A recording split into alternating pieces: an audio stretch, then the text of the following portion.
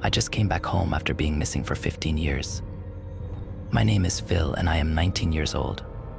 Yesterday, my mother and father saw me for the first time in 15 years. It would have been an amazing moment had I not been lying on the front yard of their house blindfolded with my arms and legs tied together.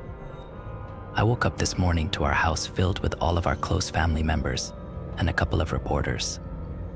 A police officer showed up at around 3 p.m., but he told us he would just wait around till everyone left. The reporters tried to get information out of me, but I was not in the mood to give them any information. My aunt and uncle asked me if they heard me, but before I could tell them no, another reporter started to bombard me with questions. Annoyed, I left the living room and sat in the kitchen for the next hour. Everyone left except the police officer around 4 p.m. He asked me if he could speak with me in private. We went to the kitchen and took our seats at the dining room table. He took out a notepad, and with a forced smile on his face, he told me to call him Matt. Me so Matt? I honestly don't know who took me or where I was. Matt, that's fine, I just have a couple of questions. How many other people were with you? Me, well, in total around 25. When I left, there were around 17. Matt, all males? Or were there any females? Me, all males. Matt, what was the general age group? Me, no one was under 4 or over 20. Matt, did the people that took you hit anyone? Me, not that I know of. They never laid a hand on me. They did shoot anyone that tried to leave the house. 4 tried to escape while I was there. 1 survived the gunshot and returned to the house the next day. He never said another word to any of us after that. A couple of people were found dead the next morning after they didn't follow a rule, but we never saw them get killed. Not even the person staying in the room with them would notice when they came into the room or how the person was killed. Matt, they? How many people were there? Me, I only saw 2 on guard at a time, but the people seemed to change all of the time. Matt, can you describe what the place looked like? Me, it was a house. A really big house. Not very fancy, but it had around 12 rooms. We all had our names written on a whiteboard next to our specified room. Our fridge was always stocked with enough food for all of us. We had a TV in the living room, but we never could find any channels that worked on it. Each of our rooms had 2 beds and 2 small dressers, which contained only 3 of the same outfits. We had a laundry room with a washer and a dryer, but they would only work on Thursday. Matt, 3 of the same outfits. What was the outfit? Me, it was a plain white t-shirt and blue pants. Everyone wore the same exact thing. One 18-year-old kid used blueberries to dye his shirt blue, but the next day I found him lying on his bed dead. He had blueberries and bits of his blue t-shirt in his mouth. Matt, did anyone ever come inside of the house? Me, they would come inside to pick up the person that was ready to leave the house. 2 people would come inside and grab the person that was leaving. They would have 2 pieces of rope and a black blindfold. They would tie his arms and legs together and put the blindfold over his eyes.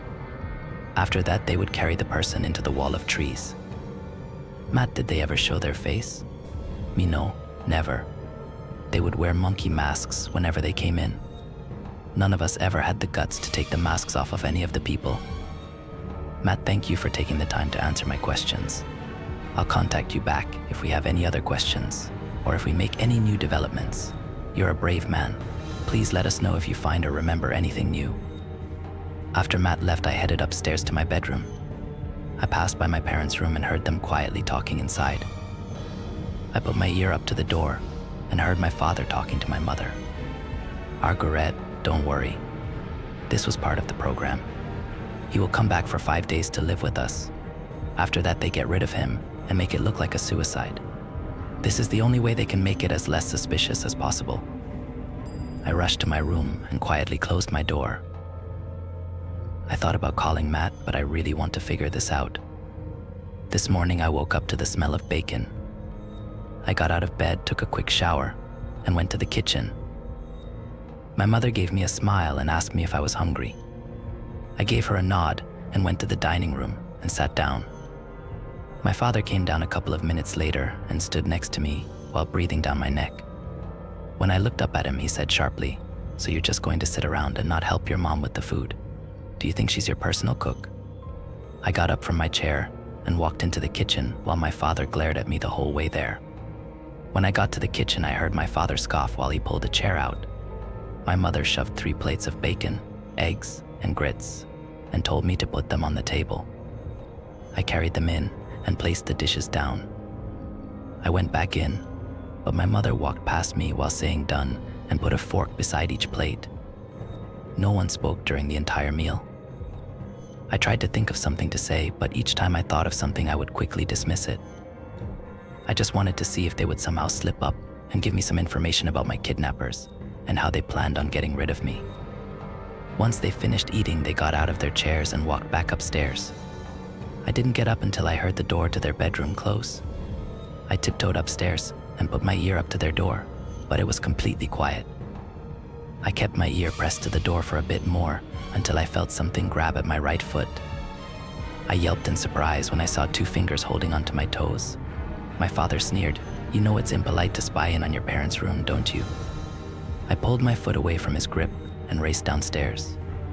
My father came out with a small handgun and pointed it in my direction. While I ran out of the front door, I heard my father scream out to me, "Sooner or later, they're going to get you again. You running away just makes our job easier." I didn't know where I was going, but I knew that I couldn't stay at my parents' house any longer. The next 2 hours was a mixture of running and walking countless steps. With sweat pouring down my shirt despite the cold weather, I finally found a welcome sight. A cop car. I flagged the car down, and Matt's head popped out of the window. He didn't ask me any questions. He just told me to get in and explain when we got back to the station. The car ride was filled with silence, which made the next 10 minutes a perfect time to fully think about what the fuck was happening. My parents were definitely in on my kidnapping, but why would they send me away for 15 years, send me back home, and kill me off? Why not just kill me off to begin with? As questions started to flood my head, I felt the car come to a stop. Matt took off his seatbelt and got out of the car. I followed his lead and walked into the station right behind him. We went to an office in the back of the building and took a seat in front of a desk. He sat down at the opposite end and while crossing his arms said, "Explain." I took a deep breath and told him all about my parents' conversation the night before. How they talked about my kidnappers will get rid of me. Then I told him about the odd breakfast and almost getting shot down by my father when he found out I was trying to eavesdrop on them. He could tell that I was still shaking from the incident, so he asked me if my father said anything at all while he had the gun in his hands. After calming myself down, I told him that he told me sooner or later they were going to find me.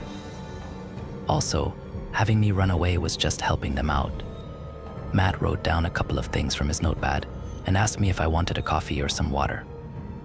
I told him a glass of water would be fine. As he got up and started to head out of the room, I asked him if he could get an investigator or detective or anyone that can figure this out for me. With eyes filled with pity, he told me that since we were a small town, it would take some time to get anyone else down here. He gave me a little pat on my shoulder and walked out the door. He was gone for what seemed like hours. It started as just an annoyance, but it quickly elevated to panic. I tried opening the door several times, but no matter how much I tugged at the door, it remained in the same exact spot. The world around me started to spin, and I fell to the ground. I woke up to the sound of a constant beep in the background. When I opened my eyes, I saw a young lady in a white outfit standing in front of me. She smiled widely at me and asked me if I was feeling all right. No, I really wasn't. The sight of her made me freak out. I started to tear at whatever was around me. I grabbed at the pole with my IV attached to it and launched it at her. She managed to avoid getting hit by the pole, and pain exploded in my right wrist. I tried to grab for her, but she hurried outside of the room.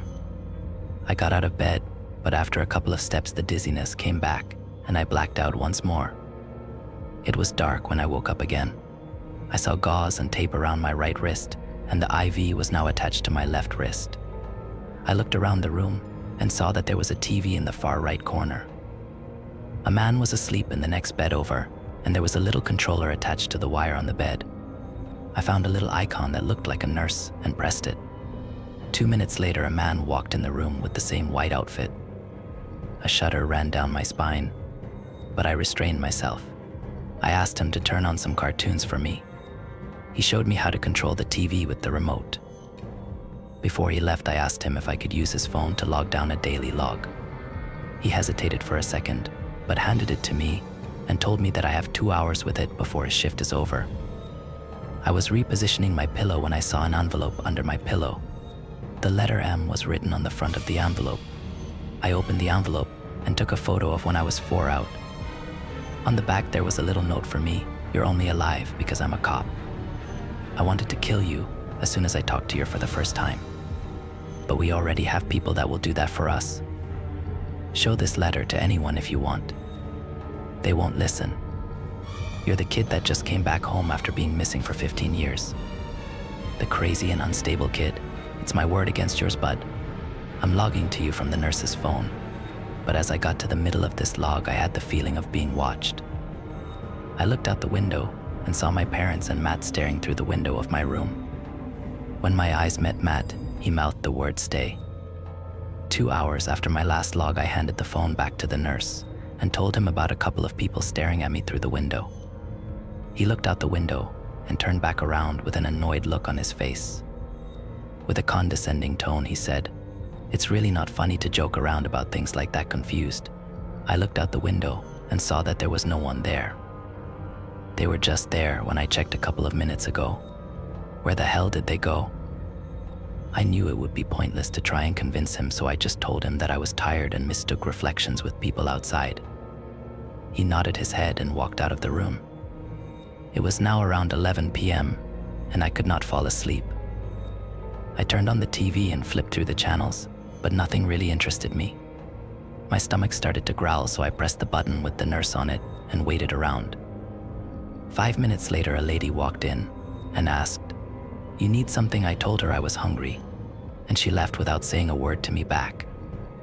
20 minutes later, she came back in with a couple of carrots and ranch. I looked at the plate with obvious disappointment and asked if they had anything else. I stared down at my plate for a couple of seconds after I asked her, and when I looked back up, she was gripping onto the side of my bed with both of her hands. Her knuckles started to become white, and her breathing started to get heavier. Oh, with as much venom as she could muster, she whispered, "Listen to me, you little shit. I don't want you to eat. I want you to fucking starve. You understand me? Eat the fucking carrots or go hungry. I don't give a shit. Just don't fucking press that button again and go to sleep." She stormed out of the room, and I sat there confused and worried. I put the plate of carrots and ranch on the side table. I started to get comfortable on my bed when I noticed a pair of eyes looking at me through the window.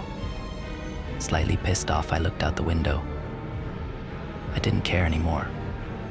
I was just tired about whatever the fuck my parents were trying to do with me. Let my kidnappers get me again. I just did not give a shit anymore. Right as I lifted my hand to bang on the window, I saw what was staring at me. My father's dismembered head was placed on top of the bush. His eyes were wide open and his mouth was sewn shut. Matt was lying on the ground next to the bush with his stomach torn open, and my mother had 2 bones sticking out of her chest and head. Right as I was about to start screaming, I felt someone covering my mouth with tape. I tried to twist around, but the person holding me was far too strong.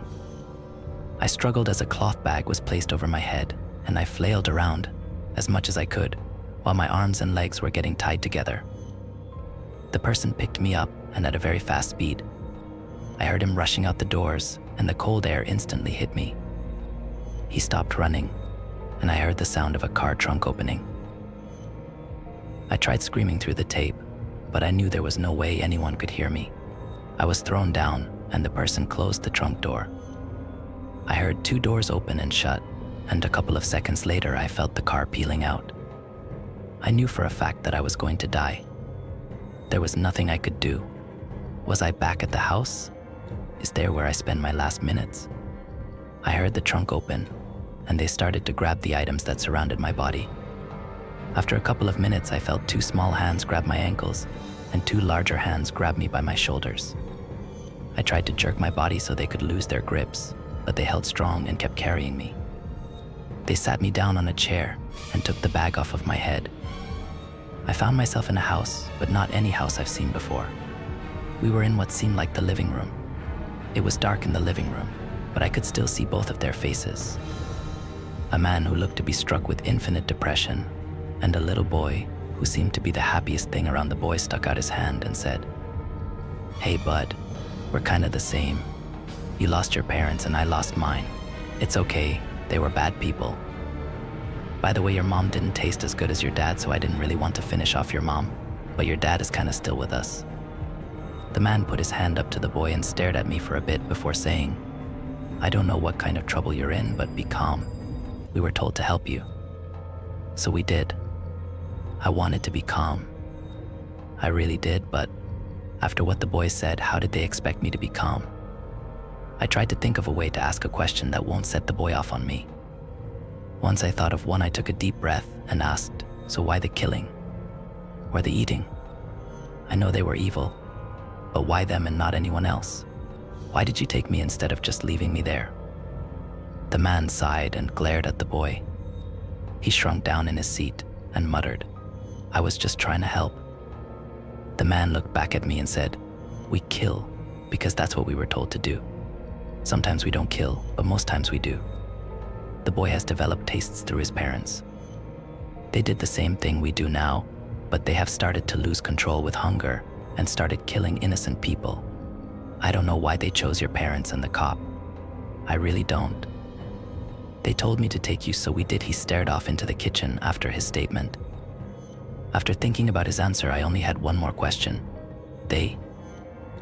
After a couple of seconds, he looked back at me and shrugged his shoulders and pointed at a door. "There's your room. You have a phone that you can use. There is internet, but I advise against contacting anyone you know. I'm tired, I'm going off to bed." They took the ropes off of me, and the boy skipped into the room next to mine, and the man sat down in the couch behind me.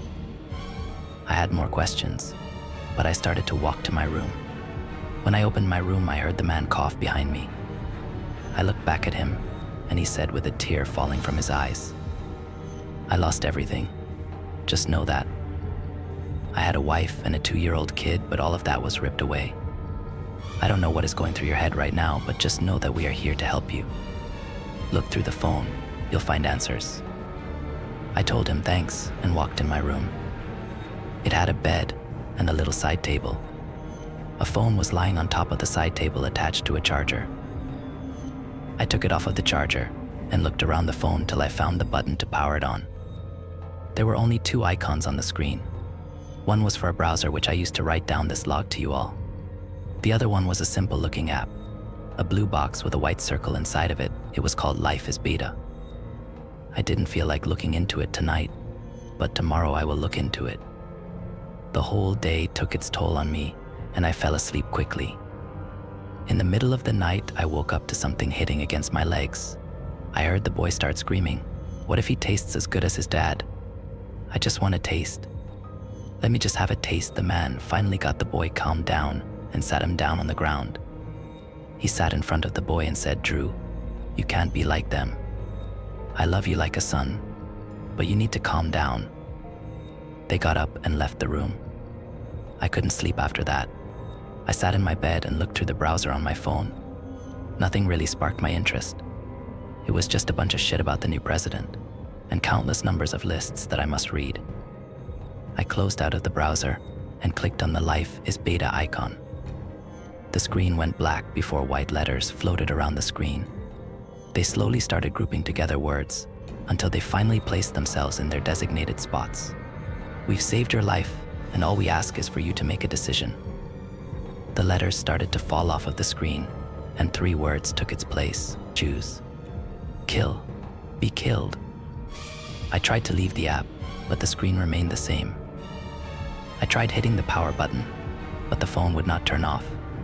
When I took the back off of the phone, the number 5 floated on top of the word choose. The number then changed to 4 and then 3. When it hit 1, I tapped on the icon that said kill. The app closed down and I turned the phone off. I still heard the man talk to Drew in the other room. After listening to them mumble a bit more, I fell back asleep. This morning, I woke up to the smell of bacon. I jumped out of bed thinking I was still at my parents' house, but when I saw the log walls, I could finally calm myself down. I turned on the phone and saw the app logo flashing. When I clicked on it, I saw a character that looked exactly like me inside floating in the middle of the screen. He was flashing, so I tapped on him, and the phone went black for a second and showed the character sitting in an identical bed as me. I walked out of the door and walked to the kitchen and sat down on the sofa in the living room. The animated version of the guy walked up to me and gave me a plate of bacon and scrambled eggs. The sound of knocking came from my phone.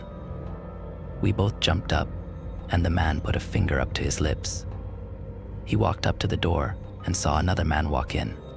He was wearing a shirt with a small cookie on the right side of his shirt. The screen went black and came back to another scene. I was done with my food, and the man was talking to me. I saw the cookie shirt man take out a small pocket knife from his back pocket. Before my character could react, a knife was lodged into the middle of his head. The man ran out, leaving the knife in my head. The screen went black and came back to a white screen. Kill or be killed flashed in black letters before the app closed down. I threw the phone on the bed and walked out into the living room. There weren't any chairs in the kitchen, so I took a seat on the sofa. Sweat started to pour down my forehead, but I ignored it. This must be some kind of joke that two decided to pull on me. The man came out and asked me if I was okay. I nodded yes, and he went back into the kitchen. He asked from the kitchen, "Bacon and scrambled eggs sound good to ya?" I called back yes and sank into the couch. After a couple of minutes, he came back out with 2 plates of bacon and eggs. My stomach growled in response, but my brain kept me from being happy about a good meal with what seemed like good company. He stared at me for what seemed like hours, but he finally said, "Hey man, my name is Steven, by the way. I'm sorry if I have been mysterious so far. It's just I am handling a recent loss myself. It's not only been a little over a week, but it hurts as much as the first day. I had to leave my wife and kid, but I can only imagine how you must be feeling. I understand, man. I really do. Kid's name is Drew, and he is still a bit unstabbed." His last sentence was cut off by the sound of knocking. I started to panic, and Steven asked me what was wrong. I whispered back to him about what the app showed. Steven stared off into space for a while before saying, "Good. I thought he was always an asshole." He grabbed a knife from the kitchen and answered the door. The man that was supposed to kill me stood in the entrance with a smile on his face. Steven said, "Morning, Andrew. I wasn't expecting you for another 3 days." Andrew looked at him for a second and said, "Beta told me you were helping a kid out. Told me to come." Andrew started walking towards me, and Steven crept behind him for a couple of paces before jamming the knife in Andrew's back. Andrew fell to his knees while Steven stabbed him 3 more times in the back. The whole entire time, Andrew laughed and pointed at me. He shouted out, "They'll find you. They'll find you and kill you like the little bitch you are." He kept laughing before taking his final breath and laid still on the ground. I heard the sound of little footsteps behind me, and I looked back to see Drew grinning ear to ear. He shouted with joy, "Oh, you did it. He's dead. I can't wait to see how he tastes. My mama and daddy told me that he must be sweet from all the cookies he made and ate." Steven responded back with, "No time. We need to get out of here now. Beta told me that we need to leave by 8, and it's already 7:45. Drew started to whine, but followed us to Steven's car. When we were all seated in the car, Steven started speaking. "We have 1 hour.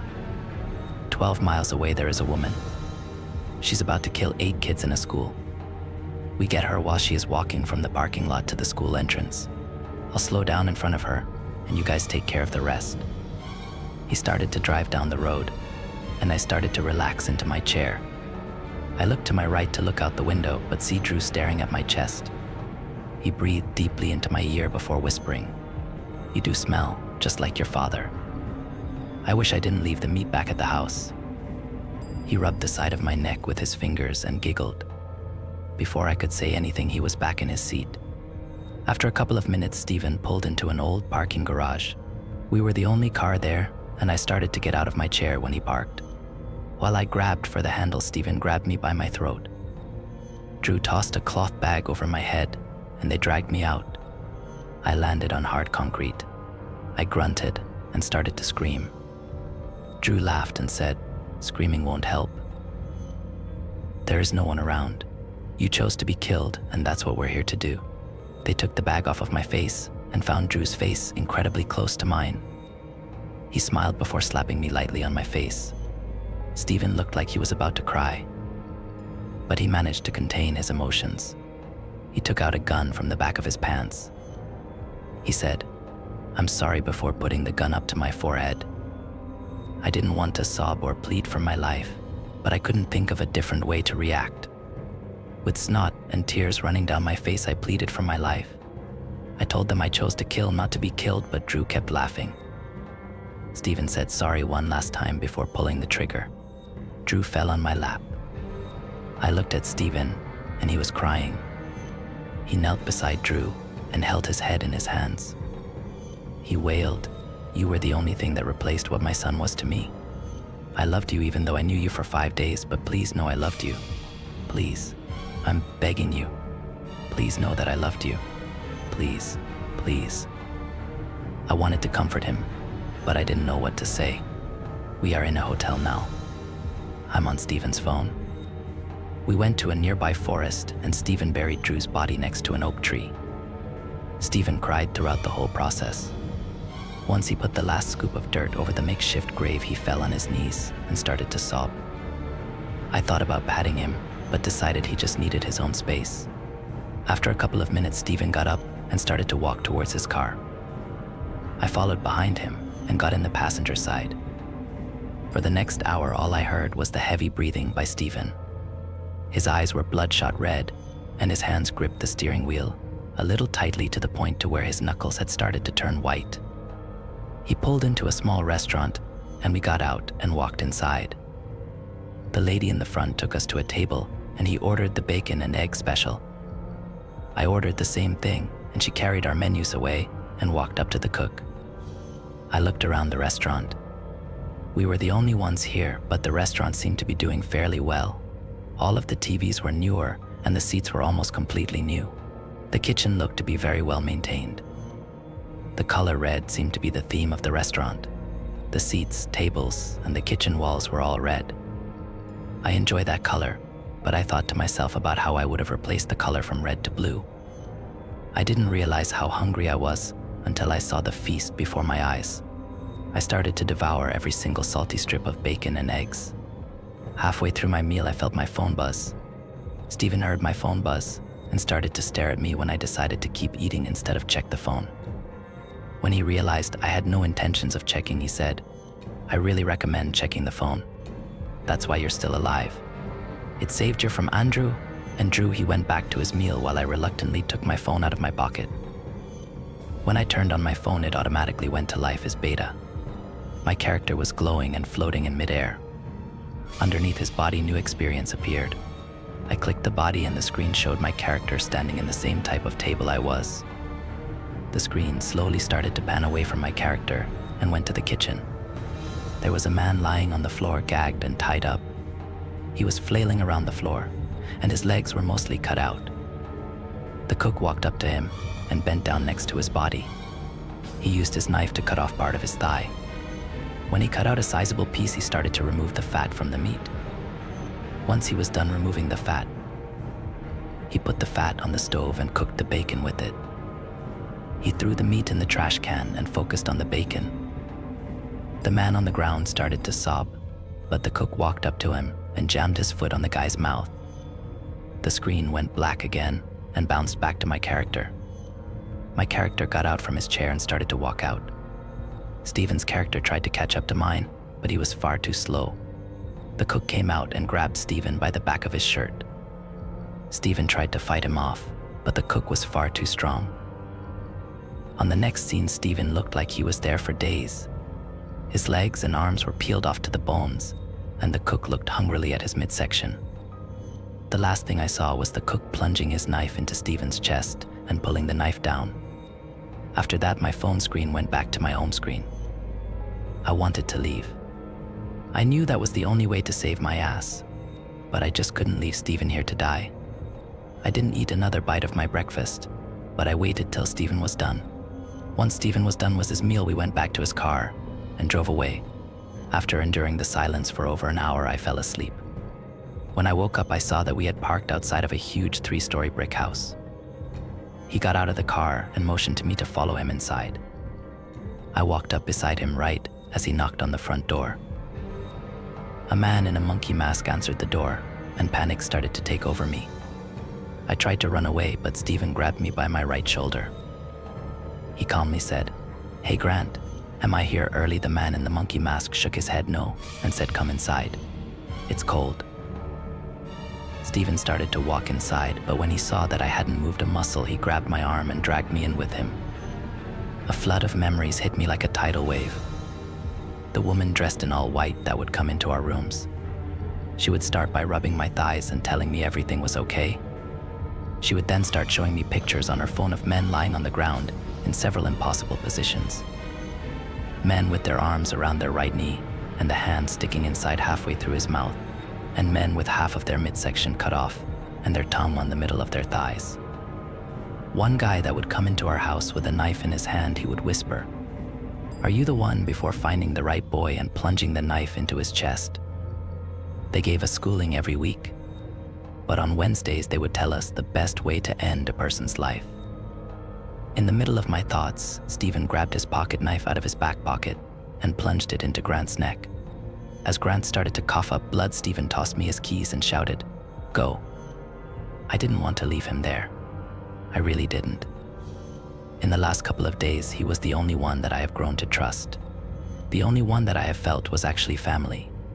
He had taken down 4 people before getting stabbed dozens of times by 3 other people. I knew I couldn't help him. I knew that the only person I have loved is now dead. I ran to his car and started up his engine. I watched him while he drove his car, but no matter how long I watched him drive, I managed to wreck his car within the first 10 minutes I drove his car. I couldn't find any building to find shelter in. I decided to sit next to an oak tree.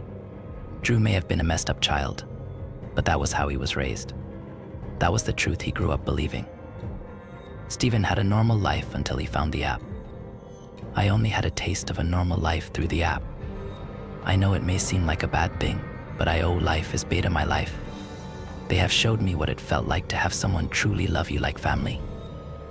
In the middle of writing this out to you all, I have had 2 notifications. One being from Life is Beta. It was just a simple quote. Though 3 gave their life for our cause, 14,000 have joined today to kill. We will grow and we will make the world a better place. The next was the sound of people mimicking monkey noises all around where I sat. I'm sorry, I couldn't help get rid of them or find every single answer I wanted to get, but I now appreciate life. My life and everyone else's. Stephen couldn't get rid of them, but the 14,000 will make a bigger impact. If you find the app Life is Beta on your phone, don't think twice. Story 2. My brother returned after going missing for 4 years. If he really came back, I'm in huge danger. 4 years ago, my older brother went missing. There was nothing to prompt it. At 24, he was a good guy. He got top marks in school and uni, stayed clean, was very well built, and had only one girlfriend who he was still dating up until the time he went missing. I say good because he was horrible to me, and being a pathological liar and a master at manipulation, he got away with practically torturing me for years. He was 10 years older than me, and it never stopped. I got seriously injured from him up until the day he went missing. He always told me he hated me and enjoyed every bit of pain he put me through. I tried telling people when I was younger, but everyone believed him. Never me. Eventually, I stopped trying. The day he went missing was the greatest and most satisfying day I ever lived. My brother returned after going missing for 4 years. If he really came back, I'm in huge danger. His car was still parked in the driveway, his wallet and phone were on his desk, and his keys in the bowl by the entrance. Police had very little to go off of. It was like he simply vanished.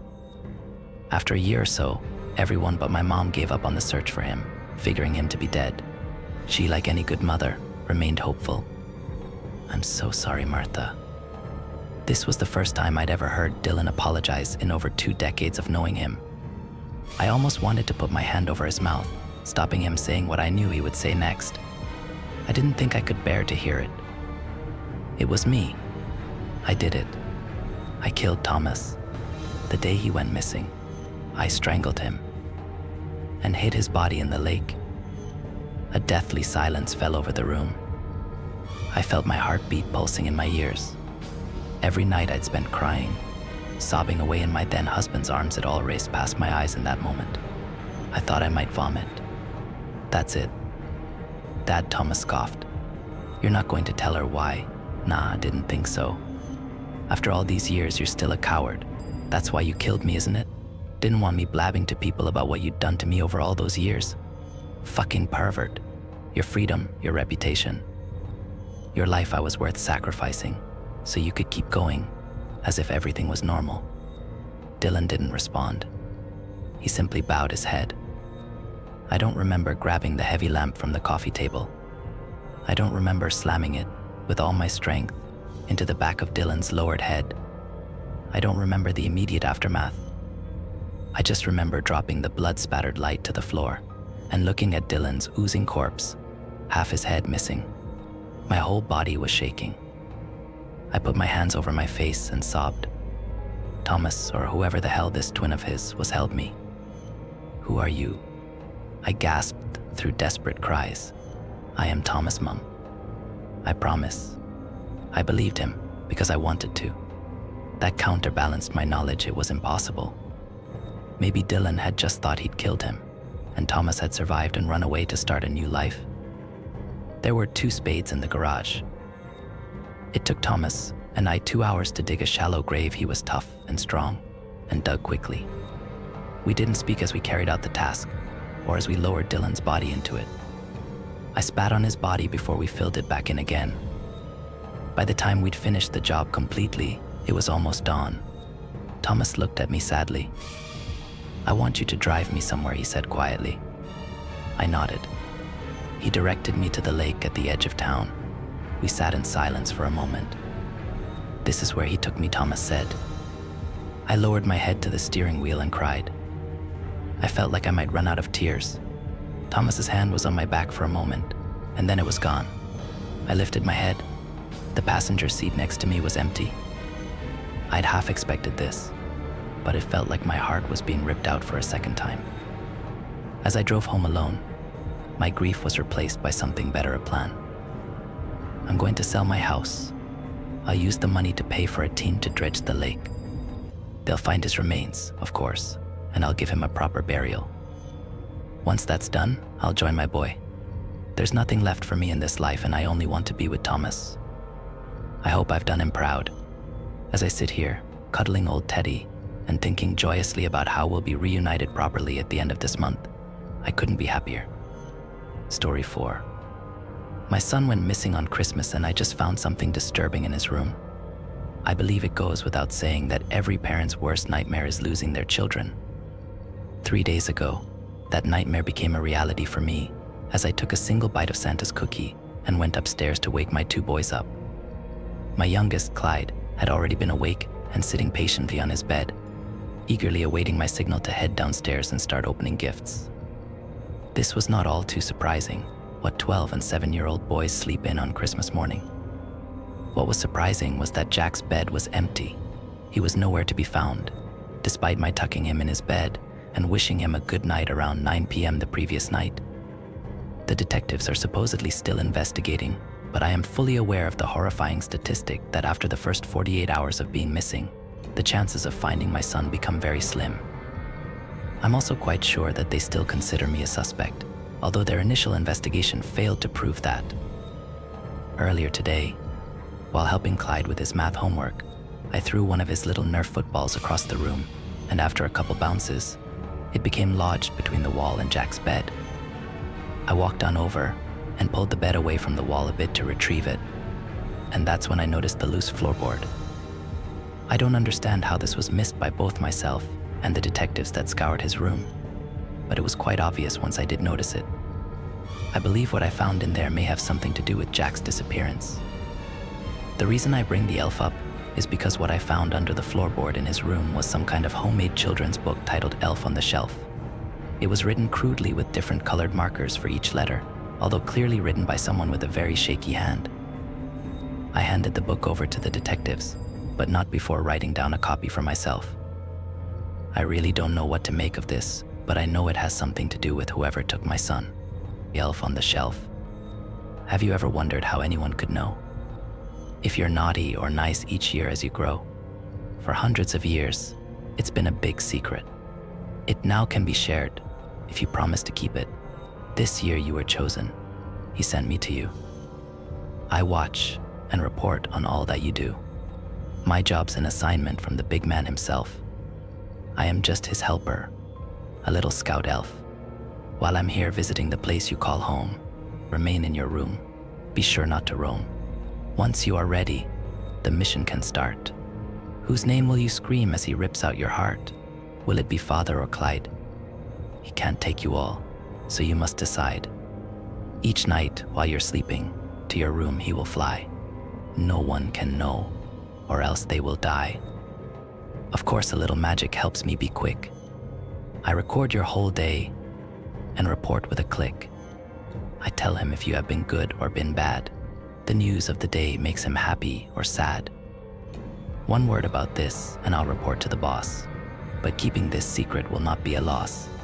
In the car, at the park, or even at school, word will get out if you break a rule. He will be gone before you awake. Speak a word to anyone and your brother he'll take, who'll be the first to beg and to plea. Maybe in the kitchen, the bathroom, or the den is where you'll find dear Clyde met his end.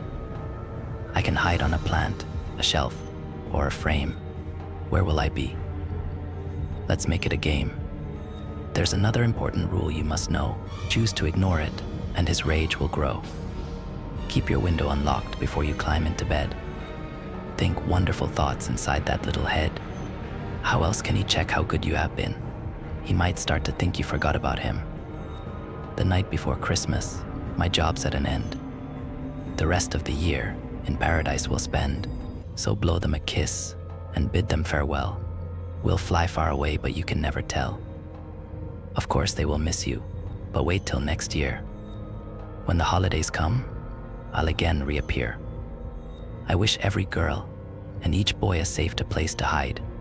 Until next year when I visit young Clyde. I am only posting here out of complete desperation. If anyone knows anything that could help locate my sweet boy, please message me right away. Story 5. I found the bunker of a prepper family who went missing 3 years ago. Dr. Daniel Vance was a smart man. Too smart for his own good, maybe. 40 years old, a lecturer in fluid dynamics with a mind made of shapes and numbers. No one knows why, but one day, on a whim, he crunched the numbers on the apocalypse and came to a troubling conclusion. He didn't share exactly what it was he'd deduced, but given that he immediately quit his job and liquidated his many assets, it's fair to say it wasn't positive.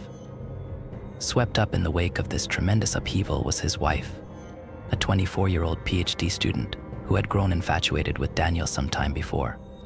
She loved the strange bear of a man who could just as easily build a log cabin as he could explain the idiosyncrasies of an asteroid's orbit. Speaking to Daniel always left you with the profound impression he was right, so when he told her what he wanted to do, she agreed. 15 years and 5 children later, the Vances were living in the distant woods just beyond my hometown. They were enigmatic, richer than the Pope, and extremely serious about their prepper lifestyle. But they were also funny, easygoing, and incredibly compelling to speak to. Larger-than-life survivalists who swept into town with bizarre requests that thrilled local businesses. Vast quantities of cement, iron, lead, and steel were all shipped through the remote mountains so that the Vances could build their shelter. The advanced methods they used to keep it secret were legendary. Daniel had once spent 6 months earning the license necessary to drive HGVs up to his compound so that no one else would lay eyes on it. And on one occasion, when a company had refused his request for GPS tracker-free vehicles, he bought them out wholesale so that they had no choice. So when they stopped appearing in town during the pandemic, when requests for food and goods stopped and all contact was dropped, most attributed it to lockdown. They had a bunker and had spent their entire lives training to be self-sufficient in the face of civilization's collapse. Even Alexander, the youngest at just 3, was already collecting firewood as a chore. and learning what local plants were edible. Most of us just assumed that if anyone could ride out COVID without breaking a sweat, it would be the Vances. The reality turned out to be something else. When the worst came to light, we discovered that Daniel had used the pandemic as an excuse for a dry run. The family intended to spend 6 months in lockdown and essentially beta test their fallout bunker.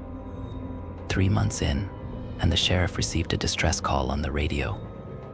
Coordinates were provided by the hushed voice of a sobbing child that most assume was Alexander, even though that's never been proven. The police arrived and found the bunker still sealed. It took hours for emergency responders to cut into the door, all the while efforts were made to contact the family within, but to no avail. Once inside, police were left dumbfounded. There was no one to be rescued, no bodies, no survivors. There was evidence the door's locking mechanism had failed and trapped the Vances inside with no way out. But if so, where had they gone? Beds and cots lay everywhere with moldering yellow sheets, buckets close to hand with stains all around them. Some doors were barred, others smashed to pieces. There was even evidence of makeshift quarantines and, in places, what looked like violence. The police, usually a fantastic source of gossip, were not forthcoming until the town demanded answers, and the sheriff was forced to offer only the barest of outlines. An outbreak of a waterborne illness had struck the Vances down not long after they were locked inside and unable to seek help. Rumors of contagion were overstated, fueled by the unrelated rise of COVID. Whatever contaminant had killed the Vances, it was non-organic in nature. No need to panic. The Vances' loved ones had been notified. The bunker was going to be demolished, and we could all put this terrible tragedy behind us. Of course, we still had questions. 1,000 of them. Why hadn't the family called for help? They had radios, computers, smartphones too. They were survivalists, not Amish. And where were they? What had happened to their bodies? Why hadn't they simply left? We shouted these and more at the town meeting, but the police simply refused to comment. For most of us, the excitement lasted another week or two, until we realized we weren't getting answers anytime soon. Besides, the pandemic was in full swing, and most of us had other things to worry about. The tragic story eventually faded until it was just one of those awful things in the town's history that we didn't talk about. I was as guilty as anyone else of just forgetting about it. I certainly never expected to find the bunker out there in the woods, faded police tape still on the open door that hung wide open with scorch marks around the lock. It stood out in the woods like someone had cut a hole right in the fabric of reality, the darkness so deep and black it almost ached to look at. The sight of it made my heart drop into my stomach. It radiated pain. Does that make sense? I think some part of my lizard brain picked out details that wouldn't become apparent to me until I got closer, like the bloody finger streaks that stained the handle from where someone had scrabbled furiously at the lock without success. And the tiny viewing window had been smashed with a hammer that still lay nearby. I needed only to glimpse it to imagine the family taking turns to stand there and scream into the woods, desperate for rescue. Under any other circumstances, I would have run. But I'd gone there looking for my dog, and my light revealed a few wet paw prints making their way down the dusty concrete tunnel. Half Bernese and half collie, Ripley is the sort of dog who trembles in my arms when a storm buffets the windows and needs his paws held when we brush him. I love him. I do not have much of a family, or a wife, or even many friends. But I have Ripley, and I could no more have turned around and gone home to an empty apartment where I would have to sob my grief away than I could flap my arms and fly. He was my dog, and I'd raised him since he was a puppy, and I wasn't going to leave him out in those woods.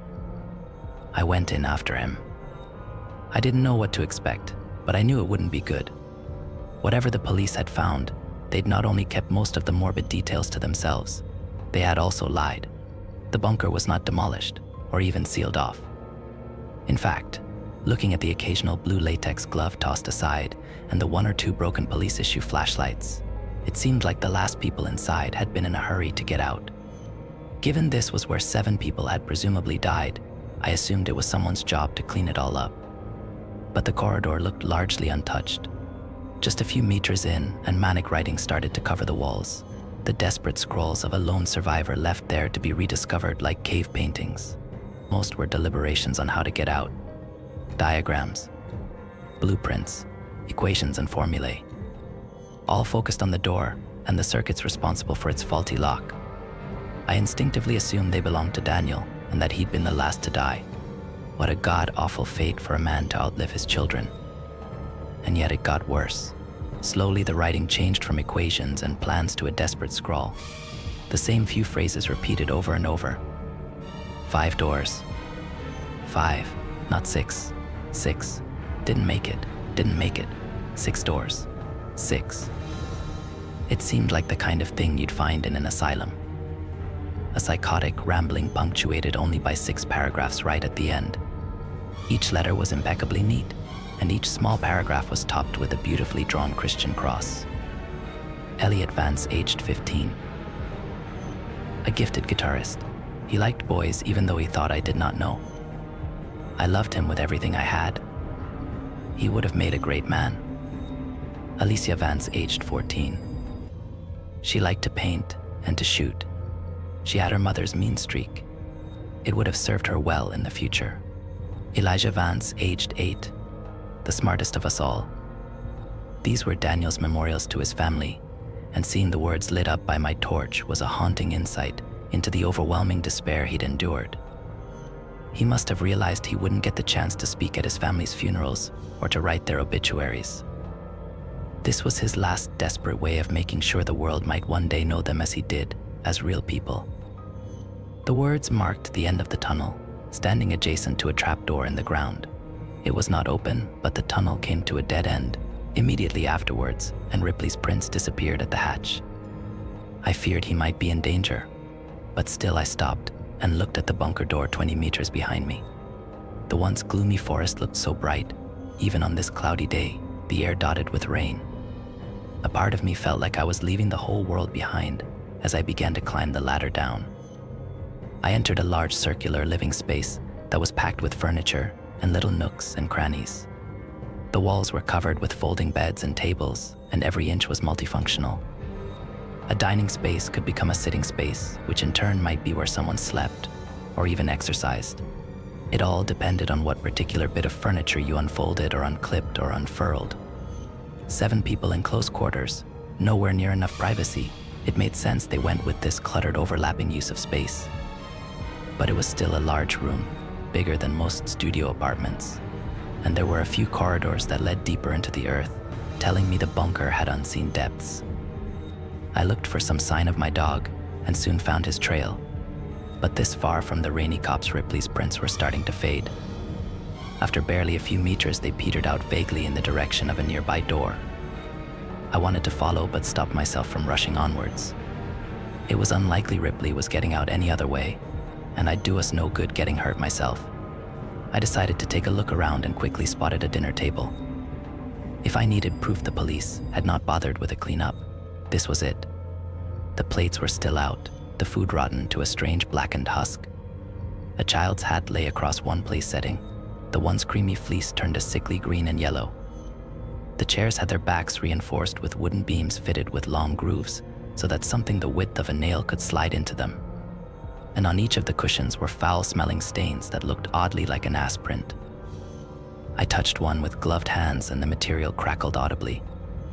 Whatever it was, similar stains were on the cutlery and plates, and there were even handprints of it placed firmly on the tablecloth. At first I thought it was blood, but that wasn't quite right. It was too contained to be from leaking blood. On the back of one of the chairs, a stain tapered exactly where a woman's waist would be, like a near-perfect silhouette. I shivered as I remembered that Miranda Vance had always been a slim woman, and wondered how she had left her imprint on the gray fabric. Using my torch, I saw that these stains repeated in the oddest of places. Yes, there were some on beds and blankets, and even patches of plain floor exactly like you might expect in a room full of sick people. But why did one stain on the floor bear such a strong resemblance to a child huddled in the fetal position?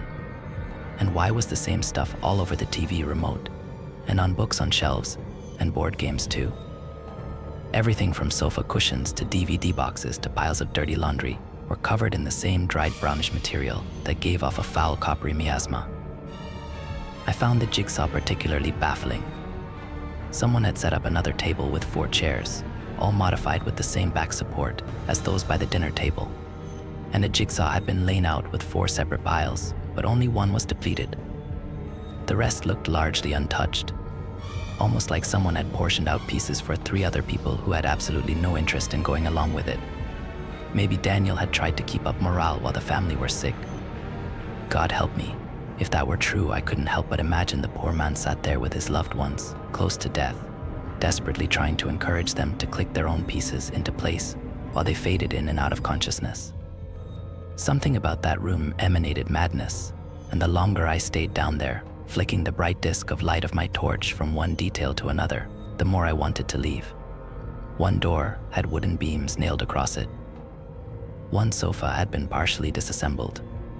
Multiple beds had been burned, and all the light bulbs had been removed and put in a box on the kitchen countertop. Looking up at the ceiling, I finally had some insight into why the police were so confident the Vances had not survived despite never finding their bodies. Someone had jammed a human finger into one of the empty sockets, almost like they'd expected it to glow with the flick of a switch. What was it about this place that had caused the police to leave and never return? Not to even take that finger and test it for signs of illness, or even just to confirm who it belonged to. I decided it was time to hurry up and find my dog. People had died in that place, and while I'm not superstitious, I can't be the only skeptic who has done the calculations in his head and realized it costs nothing to be respectful of ghosts. That bunker was cramped, terrifying, and the air stank so bad I started to worry I'd get sick myself. It served no one any good to linger, but I'd be damned if I'd just walk away and leave Ripley to rot down there. It's not like he could climb a ladder and get out on his own, even if I wasn't entirely sure how he'd gotten down there in the first place. Summoning what little bravery I had left, I called out and broke the silence. Something which felt like a terrible taboo in that god-awful place, like screaming in a graveyard. Ripley. I waited and hoped to hell I'd hear the pitter-patter of his paws. But for the longest of moments, there was only the kind of silence that makes you wonder if someone or something in the darkness is holding its breath, trying to look like just another patch of nothing, biding its time until you finally turn around and show it your back. The TV came on with a blurt of white noise that was so loud and so sudden I cried, threw my arms up, and nearly fell backwards onto a rolled-out sleeping bag that looked like it had spent a week in the sewer. By the time I realized what had caused the noise, I could already hear a tinny rendition of Daniel Vance's voice. ... I realize the issue here. I need to emphasize just how little I understand anything that's... I frowned at the screen as I approached. It showed a greenish infrared view of the bunker with Daniel up front and the dinner table behind him. It was grainy and hard to see, but I could clearly tell that his family were sitting in those chairs. ... Miranda was first to fall ill. Looking back, it makes perfect sense. Miranda often went into storage to fetch food for cooking, and we found it behind one of the refrigerators. So that's shit. One of the figures in the background slumped onto the table with a loud clank and sent a plate spinning off onto the ground. Shit, Daniel muttered as he got up and grabbed the woman by the shoulders and sat her upright. Miranda never did like my cooking. He snorted a laugh as he fussed with something at the back of the chair. The rods are much better than tape. All those hours spent taping them upright to the chairs never worked. But the rods, they fit right into the spine, and with a little modification I can just slot them into the chairs. That way everyone is able to join in for dinner. I'm working on something similar for family game night. Daniel wandered over to the camera, and with a grin he lifted it from the tripod and scanned the dinner table. What I saw nearly made me drop my torch. His family were long dead, gaunt faces, missing noses, lips that had receded to reveal awful grins. These were corpses, plain as day, even when viewed through such a low-resolution image. The only thing that made them seem remotely alive was the way their eyes still reflected the infrared back, so that they glowed in the dark. And yet Daniel seemed oblivious to it all. He tousled Elliot's hair, kissed his wife on the cheek, run a hand across one young girl's shoulder. He even picked the young Alexander up from his high chair, and I assume he coddled him. I don't know for sure because I looked away, unwilling to see the poor boy up close, eyes averted from the screen. I couldn't help but pan my torch across to that same dinner table and shiver as I finally realized what all those stains were. Not quite blood, but close. Liquefying flesh. Left alone for months, Daniel had not put his family's bodies to rest. Instead, he had moved them around from place to place and puppeted them, living life as if nothing had really changed. Looking at where those stains had settled, I saw a clear pattern emerge. He had put them to bed. He had set them dinner. He had propped them up to watch TV, or gave them their favorite books. They even sat there as lifeless husks, while Daniel waited for them complete a fucking jigsaw. The idea horrified me to my core. Back to work. It's obviously not part of the original designs. No room on the other side, not on the blueprints. Elliot didn't believe me, and why would he? I made every inch of this place, but I did not install that door and storage on the bottom level.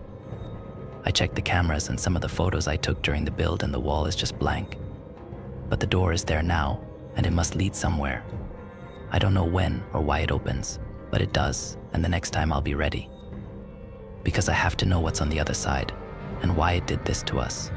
Alone down here, often all asleep at once. Anything could have slit our throats and been done with it. But it didn't. It took its time, and I have to know why. It took our radios and computers and phones, one by one. None of us noticing until it was far too late. I kept telling the kids they needed to take better care of their things, and even as they complained, I just assumed the phones were lying behind some shelf. Where else could they go in a locked bunker? But it wasn't the children at all. Looking back, there are so many signs. Who kept taking away the lights? Who kept draining the batteries in our torches? How long did we live with it before we finally realized we weren't alone? Was it here, every step of the way? A door out of nothing that leads to nowhere, at least most of the time. Because I know for a fact it does not always open onto a blank wall. There is something behind it. I can hear it shuffling around in there, wet breath rattling in its lungs. A horrible sound I hear roaming these halls when it thinks I'm asleep. I listen to Daniel, fascinated by this strangely compelling rant, when movement caught my eye. An infrared camera running in the dark, its image a roiling mess of uniform noise. What was it I'd seen? I paused the tape and rewound. Squinting, I saw 2 pinpricks of light in the darkness, just over Daniel's shoulder. Slowly, the image resolved itself in my mind. I knew what I was seeing, and it turned my blood to ice. Miranda Vance had turned her head, and her lifeless eyes glowed as she fixed them on the back of Daniel's head. Not even any point leaving at this stage. I'm no doctor, but that door is giving off enough radiation to kill a family of 7. If none of us had touched it, being in the same room is risky, but not lethal. But given how sick we've become, it's pretty obvious our curiosity got the better of us, one by one, and we all got too close. Or maybe not. Maybe that thing on the other side came through and did this. I don't even tan. Wait, what was that? Daniel turned, and the camera stopped recording. The image it froze on was of a lone man, bright as a star in the camera's lens, facing off against unknowable darkness broken only by 6 pairs of white, glowing eyes. I became painfully aware of my position relative to the table, and I had the painful premonition that if I turned, those chairs would not be empty. I would see the Vances, all of them, Daniel as well, waiting for me. Heads turned, bodies left to rot for years in the dark. Behind me something shifted. It breathed. Loud, quick. I knew what it was. I knew. It came at me so fast that when I felt something hot and wet touch my hand, I screamed, only for the presence to suddenly recoil. But then, without hesitation, it leapt at me and bore me to the ground. I wept as Ripley licked my face. He was shivering, and worst of all, silent, which was not normal. He was not a quiet dog, not when greeting me, and not when excited like he was now. But whatever he'd seen down here, he clung to me and dug his paws into my shoulders like he wanted to be cradled over the shoulder, something he has been too big to do for years. "Oh, you fucking idiot," I cooed in a soft whisper, and even in the dark I could feel his tail wagging. Joking aside, I felt nothing but relief at finding him. Let's get the hell out of here. I picked him up, straining a little under the weight, but refusing to give in to tired muscles, and made for the ladder. It wasn't easy climbing the 3 or 4 rungs to the hatch, but I managed it and gave the hatch a shove. First one hand, then 2. Again and again, with everything I had, but still that hatch refused to budge. Shit, I cried while pounding at it with my fists, but all I achieved was a sore wrist. The hatch had jammed when, somehow, the handle had been snapped clean off. Now I'd need a pair of pliers or something to cut through the metal bar locking it shut. My fingers couldn't move it, nor could I brute force the hatch open. The metal bar was an inch thick, and, at the very least, I'd need some tools to get at it from this side. At least it's fixable, I thought, as I climbed back down and caught my breath. On one wall I noticed a simple diagram of the bunker made in chalk. It had 3 floors. The bottom was storage. Daniel had mentioned that before, and I noticed that he had drawn through it with a large red X, and the top floor was labeled quarters, where I stood now. But the middle floor was labeled workshops, and it was there I realized that I'd find what I needed. There was one door that opened onto a concrete stairwell, and standing at the top, I shone my light down the spiraling guardrails, unsure of what it was I hoped to see. There were only harsh shadows and the sense of something foul rising up on the air. A smell that tickled my throat and burned a little in my lungs. Had the police even gone down this far? Had they seen what I'd seen on that TV and just left? Somehow I thought it was unlikely. That had been enough to send the entire sheriff's department running. So was it something else that had done it? Something that had been enough to terrify dozens of armed men. Something that was almost definitely down there. The door. I went down quietly. At first I considered leaving Ripley behind, but after losing him the first time I decided I'd rather risk it just to know that he was right next to me. Besides, he was being quieter than I was, and I didn't feel much like going down those stairs on my own.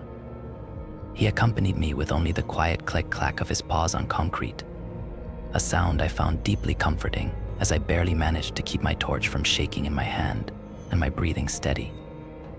Down 1 floor and I found the workshop exactly as you might expect.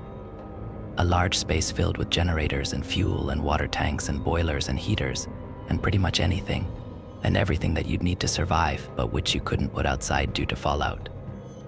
Wires, pipes, and tubes ran from one end of the room to the other, and even years later, most of the machinery still hummed in the pitch-black emptiness. An idea I found deeply unsettling. Taking one look at that strange tangle of harsh shapes and industrial figures looming out of the walls and floor, I shivered and looked around, quickly finding a small area Daniel had cordoned off for his own use. About 1/5 of the total floor space, there was a large workbench and some seriously high-end machining equipment, all very well used. Lathes, buzzsaws, drills, belt sanders, welding torches, everything a man needed to do it himself. And Daniel had been busy. I'm not sure exactly what it was he'd been working, but there was an arm on the bench. It sat atop a pile of papers that had slowly turned brown over the years, until the whole thing looked like it had been soaked in tobacco spit. On the whiteboard was a faded but still visible diagram of what looked to me like a ball and socket joint. I thought of the tape, of Daniel's little mechanism to keep his family upright, and then looked at the arm and suppressed a momentary gag reflex. I don't know if Dan had been working on posable limbs, or just a way to put the decomposing remains back together after they'd started to fall apart. But the size of the arm suggested a preteen child, and he'd left it out on the surface like it was a disassembled clock. It was also missing a finger. Just how fucking crazy was he? I wondered as I pinched my nose with one hand and began overturning boxes looking for a hefty pair of pliers, or maybe a hacksaw. Ripley backed away from the noise, but once I made sure he wasn't going anywhere, I carried on grabbing and pulling at box after box, hoping I'd find what I was looking for. Anything to break that fucking metal bar. In the end, I managed to get a pair of bolt cutters, a crowbar, and a heavy-duty pair of pliers. One went in my pocket, one went down the back of my jeans, and the other was clutched in my fist, too large to be tucked away in my clothes. The bolt cutters felt hefty in my hand, which was a bit of comfort, But that feeling didn't last long. Something moved in the darkness, out there in the twisted jungle of shadows cast by all those pipes and wires that ran from one machine to the next. A figure moved, thin, but unmistakably human in its outline. I couldn't help but remember what I'd seen on that tape. Surely it couldn't have been real? Maybe Daniel had rigged something up. Some fishing wire and a motor, maybe? The idea that those bodies had been moving on their own. I couldn't be sure of that, could I? It was a frightening idea, one my mind had latched onto out of sheer panic. That was all. And then I saw them. A pair of white pinpricks, reflecting back at me from the depths of that cluttered room. Ripley, already behind me, head nuzzled into my leg, pushed even closer against me, and let out a barely audible whine under his breath. The behavior of a dog who was terrified, close to pissing himself with fear. Just a bit of metal, I told myself as the light shook so violently in my hand I struggled to see straight. Just two shiny bits of metal. They blinked and began to come towards me. If I had any doubts left, they were dispersed by the sight of a pale white hand emerging into the light. I ran straight to the stairs and went to climb them, but only 1 or 2 steps in, and I saw something gripping the handrail on the top floor. A moldy clump of flesh only just recognizable as a fist. The flesh withered until the fingers were basically bone, without meaning to. I brought my light up out of habit, and I saw the bloated face of a hairless corpse glaring down at me. I couldn't even tell you if it had been a teenage girl or the 60-year-old Daniel. Either way, I instinctively turned and found another body shambling towards me out of the workshop. I was trapped, nowhere to go. By the feel of warm fluid on the back of my leg, I could tell Ripley had finally pissed himself. An adult dog, tail between his legs, shivering like a puppy and desperate to be picked up. God, I needed him to just stay together for a little longer. I couldn't take him in my arms, but I couldn't leave him behind either. With nowhere to go, I ran down and entered storage. There was the temptation to stop once I hit the bottom. Down here the air was thicker, and the sounds of my breathing were muted, somehow distant. But I only had to look back up to see 3 pairs of eyes glaring down at me, so without giving any of it much further thought, I barreled down the corridor and stumbled onto a door at random. Opening it, I saw what looked like your standard storage room, only most of the shelves had been overturned and the food left to rot on the floor. 1 or 2 shelving units were still upright though, and their shelves were covered in tall, opaque boxes that made them a fantastic hiding spot. That, I decided, would have to be where I crouched down and turned off my light. I was already inside when I realized that wasn't all that was in there. The door almost looked normal. I could see why Daniel must have been confused by it, because it looked a little bit like all the other doors down there. But it was different too. It was too tall and too wide, about 1.5 feet off the ground, and the metal rusted in its entirety like it had aged out of sync with everything else down there. All around the jam was a profusion of wet soppy moss like the kind you find hanging off trees in a swamp, and every few seconds the door would leak something strange and oily, like the kind of thing you find in a parking lot on a rainy day. Of course, that wasn't too strange in itself, but the leak was horizontal, defying gravity, so that every few seconds a large glob of the stuff would whip across the room and slap into the wall opposite, creating a puddle about the size of a man that defied all reason. Remembering Daniel's words about radiation, I instinctively inched away from this puddle and the door on the opposite wall, backing myself into the darkest, quietest corner I could, while I pulled Ripley behind me and hoped to hell he wouldn't give me away. Once I was in there, I turned off my light and waited. I must have taken longer than I'd thought to hide spot, because it was barely 2 seconds later when a few figures entered the room. It was pitch black after I'd turned off my torch, but they made enough noise to let me know that at least 2 of them had stumbled in after me. I stayed there, unable to see anything, not sure if they were heading straight for me or just getting ready to leave, forced to hold out and let luck decide my fate.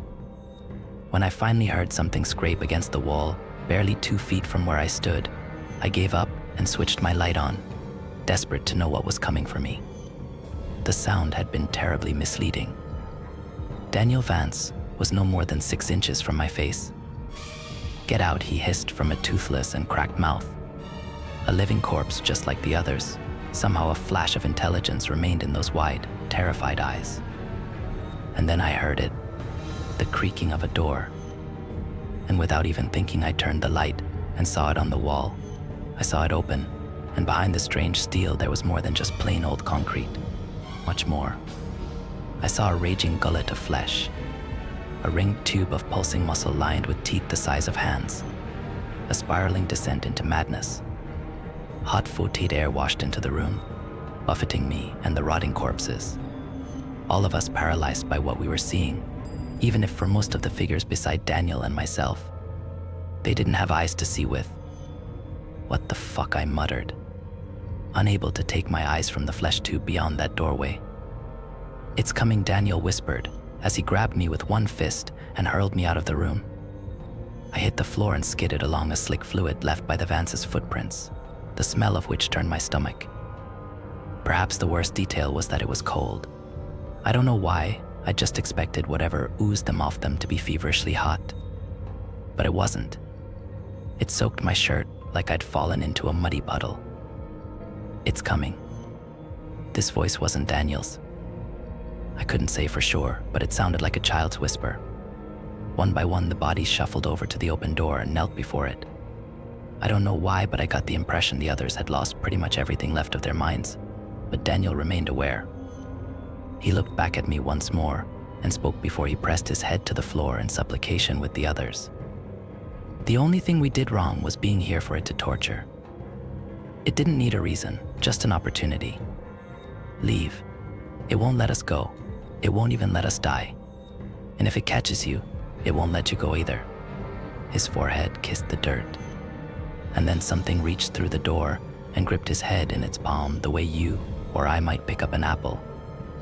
In full panic, I ran over and grabbed my dog and the bolt cutters, and I ran like my legs were pistons, machines whose signals of exhaustion and fatigue could not slow me down or cause me to fall. I had to move. I had to leave. The hand that had grabbed Daniel. The sight of it flushed my mind clean like some kind of enema. It hurt to see the image replay in my mind, but there was nothing else in my head echoing around except the sight of fingers with one too many knuckles and nails as large as a smartphone. I reached the top floor and nearly collapsed from breathlessness, but I wouldn't let myself stay down for long. I crawled over to the ladder and climbed up and immediately went to work trying to cut the metal lock. It was hell with just one hand, the other clinging to the torch that I kept frantically pointing at the door behind me, and it wasn't long before I fumbled one too many times and dropped my only source of light. No, I mewed. But there was no time to look for it. I had to get out, and I had to get out fast.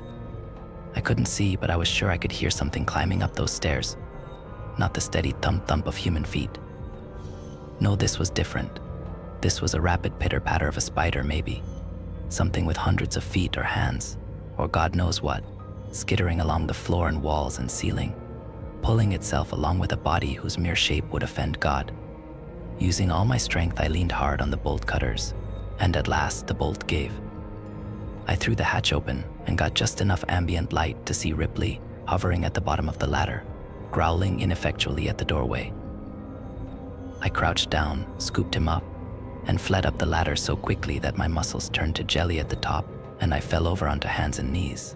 But still, I was out.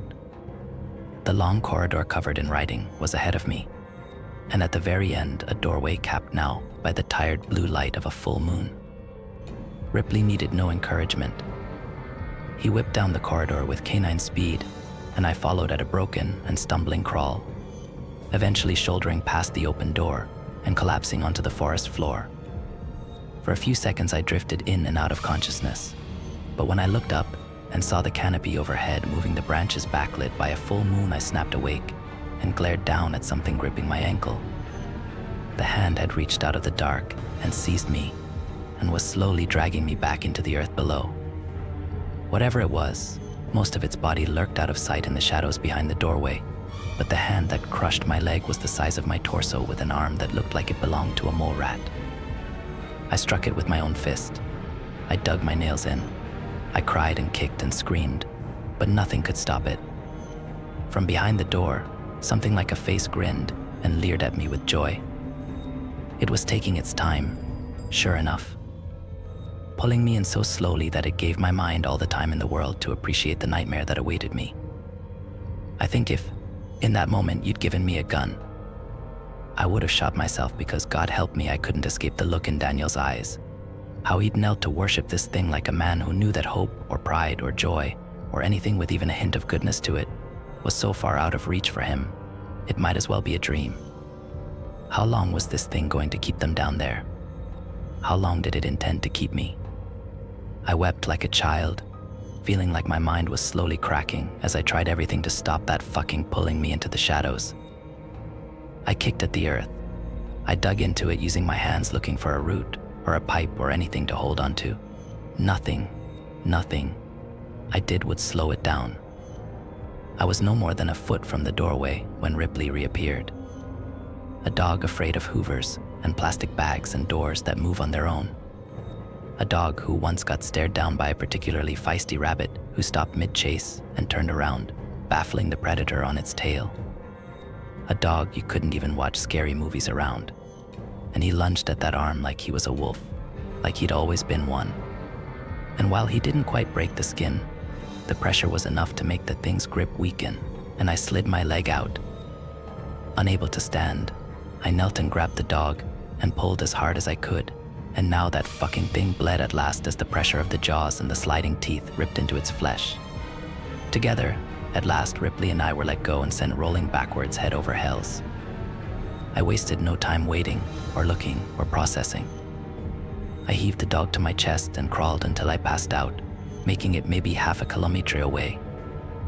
Only when I could no longer see the door did I let myself fall to the ground face first and gave up consciousness. The doctors said I had pneumonia, which I suppose made some kind of sense. I might have even believed them were it not for the sheriff's visit, asking strange questions of me as I lay in bed about what I may or may not have seen. I dismissed them to the best of my ability. I wasn't interested in chasing that particular nightmare down, figuring out if it had been real or not, at least not while I lay there half drowning in my own infection. To be fair, I had at least some sympathy for why the police had done so little to seal that place off. I have, on occasion, thought about going and doing the job myself, but to this day I still have nightmares about being pulled into the dark beyond that door. Not just the bunker door, the one I narrowly avoided at the end, but the one below. What I saw was a kind of madness. I'm sure of it, and I often think of Daniel's words. It didn't need a reason, just an opportunity. Somehow, the Vances were that opportunity. Maybe they built their bunker on a ley line, or a weak spot between dimensions, or the site of former satanic rituals. I'm not sure it even matters. They went into the dark, thinking it'd be a safe place to wait out the world's troubles, but something had been down there waiting for them, waiting for a chance to get at a family of 7 people, to lock them in and deprive them of escape and slowly take from them everything it could. I've moved since then. Couldn't help it. It wasn't just the memories you see. It was the shortwave radio I kept in my basement, something my father passed on to me when I was just a boy. God, I'd forgotten about it. At least until I woke up one day to the sound of it blaring white noise down in the dark. And buried in that sound was the faint whispering of a man, his voice barely recognizable, but unmistakably his. Let them go, let them go, let them go, let them go, let them go, let them go. Story 6. I'm a deep sea diver. In case you missed it, scientists recently released audio footage of a cavern collapse along the ocean floor. They're lying. All names have been changed to keep me out of hot water, legally speaking. For 6 days, I shared a cramped metal pod with 3 other divers, 594 feet below sea level. At that depth, there was a constant risk of explosive decompression, which would have resulted in the cholesterol from our veins being about the only thing left to bury. On the 6th day, a grainy voice spoke over the comms link and gave us the green light. Then Boss told us to strap on our suits. These came equipped with circulating hot water systems to prevent hypothermia. Typically, 4-man teams split into groups of 2, alternating shifts, not us. Boss was 42 years old and a good family man. I remember how choked up his voice got speaking with his daughter before submersion. When he found out my wife was pregnant, he gave me some great advice. Advice like build a nest egg and then get the hell out of the diving game ASAP. Soldier and gamble, I didn't know quite so well. Soldier mostly read in his bunk and trained, whereas Gamble just complained about how none of us played cards. He said the minute the cash got wired into his account, he was booking a suite at the Bellagio. Considering the money we were making, I doubted even he could blow through the earnings at a blackjack table. You ever been on a job that pays this good for a single day's work? Gamble asked me one afternoon as we sat in the main chamber, an egg-shaped compartment 20 feet long by 16 in diameter. I shook my head. How about you, soldier? Nope, he answered, while doing clapping push-ups in the space between our bunks. It's just weird, you know? All that talk of planting charges and local biodiversity. It sure doesn't sound like we're blowing up a cavern. Boss sat up in bed and made a cut-it-out gesture, his eyes flicking toward this little black cube in the ceiling. A camera. My hand literally cramped up from the mountain of NDS our employers made us sign, which is another way to say the suits took discretion very, very seriously. Once the command came in, we each used the bathroom. Pro tip if you want to work in this industry, learn to shit on command, and then piled into the diving bell through a hatch in the ceiling. Like always, I concentrated on my mental exercises. Breathe in, breathe out. They were about the only thing that kept me from obsessing over how, if anything went wrong with the detachments, the chamber would crumble like a tin can. Gauges, switches, and monitors lined the curved walls of the bell. They lit up as we slowly rotated into position and then flushed outside into the cold water. Boss's voice came over the radio in my face mask. Take it nice and slow. I know we're all itching to get home, but don't be complacent. Let's do this once and do it right. Space out the charges, double check everything's armed. If anything goes wrong, listen to my instructions. You can't imagine what it's like down there, in the bowels of the planet. You're free falling into an open void while Lord knows what swims around you. Every so often you'll feel a ripple and know some strange, alien life form just passed by, inches from your face. Guided only by our headlamps, we plunged until a bumpy and uneven surface rose to meet our boots. Then, we hop-walked around like astronauts. The floor sucked at my ankles, a greedy hidden mouth. It felt like standing on a shag carpet that shivered and flexed every once in a while, not like any cavern I'd seen. So far as I could tell, we'd landed on some sort of formation with stadium-sized holes threaded throughout steep, sudden drop-offs my lamp couldn't touch the bottom of. I'd never seen anything like it. Why had they sent us here, of all places? In near zero visibility, the four of us spread out and planted our charges. As the distance between me and my teammates grew, the radio feed broke apart, and an intense panic washed over me. Breathe in, breathe out, stay calm. We'd trained for this. A dive coordinator once told me if you can't roll with mishaps, you need to get the fuck out of the ocean. He was right, too. Once, my suit's umbilicals got tangled in a boat's tool rack, and the jerky movements from the crashing waves overhead almost separated me from my gas supply. For a moment I squeezed my eyes shut and prepared to meet my maker. But then my brain kicked into gear. Breathe in, breathe out. Nobody else is gonna save you. Through a combination of discipline, training, and sheer dumb luck, I somehow cheated death that day. After 2 hours laying charges, rounding several chasms along the way, I closed in on our starting position. Boss's voice crackled through my face mask. How we looking? Only one more to go, I answered, relieved. Same here, said Gamble. 15 minutes later, our 3 headlamps converged at the meeting point. Soldier, as usual, kept his responses short and sweet. Ita, 10 minutes, most likely he picked up that sharp, methodical communication style in the military. Not much longer. Breathe in, breathe out. Soon we'd return to the cabin, spend 5 days depressurizing, then I'd get home in time for my son's birth. Every once in a while, water rushed by and whirled around us as something big swam past, something none of us could see. Maybe it kept out of our lights deliberately. Maybe it wanted to stay hidden. A boss, who could monitor all of our vital signs through a little monitor attached to his wrist, pointed his light at me and said, We're almost done. Nice and easy. Breathe in, breathe out. Another ripple. What creatures lived at depths of 600 ft? Pelican eels, hatchetfish, octopus. But none of those stirred the water quite like that. Nearly there, boss said, after another quick glance at my vitals. A yellow blob bobbed toward us. A soldier rounded a pit, laying one final charge along the way. While he drifted closer and closer, Boss performed a few last-minute checks, but before he could give the all-clear, the ground flexed and water particles stirred in front of my helmet. A powerful suction reeled us all downward, like hungry quicksand. As my thoughts circled back to my pregnant wife, I hoped she'd be well compensated for her husband's death. As the intensity of those ripples swelled, each of us careened off in different directions. Someone shouted, "What the fuck is happening over the comms?" It might have been me. "Everybody stay calm," Boss said, as calmly as he could manage. Breathe in, breathe out. Lose your sense of direction at that depth, and reorienting is a real bitch. Unsure what way was up and still clueless as to what actually knocked us off course, I kicked in the direction of the nearest light. Our torches drifted closer and closer, still spread out across an area the size of a football field. For a few glorious seconds, I thought everybody might make it out alive. But then, as more shock waves pulsed out, I got this sense of a giant organism, Leviathan-esque in size, and somehow denser than the surrounding blackness, snaking its way out of the pit. One of the lights vanished.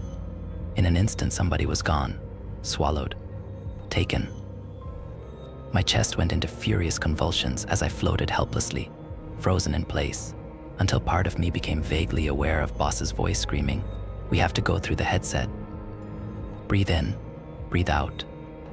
I swam up in the direction of the pod, chasing the two remaining beacons. Breathe in, breathe out. Don't think about what happened. Hell, you didn't even see what happened. At this depth, your mind played tricks.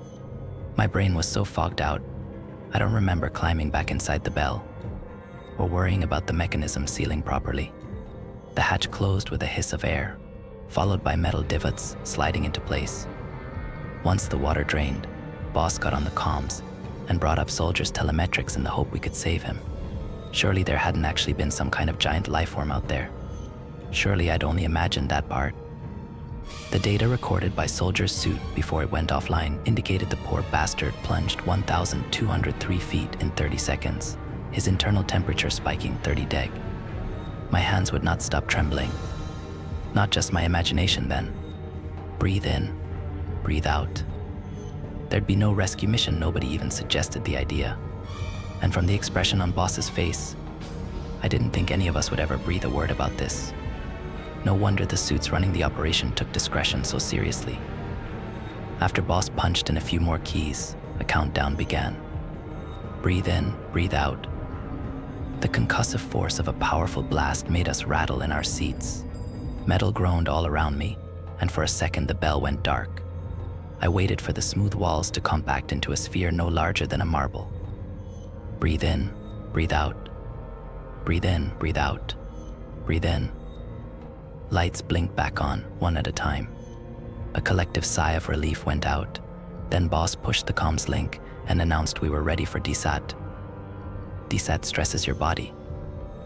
For 5 days we endured joint pain, headaches, and shortness of breath, speaking only when absolutely necessary, unsure whether whatever took Soldier might come back for us. What even was it? Had the charges been meant to kill it? Did it live within the chasm? Or had we actually been walking around on some nightmarish creature's back? We emerged pale, disoriented, and drained, like prisoners released from solitary. After so long under artificial light, the sun burned my retinas.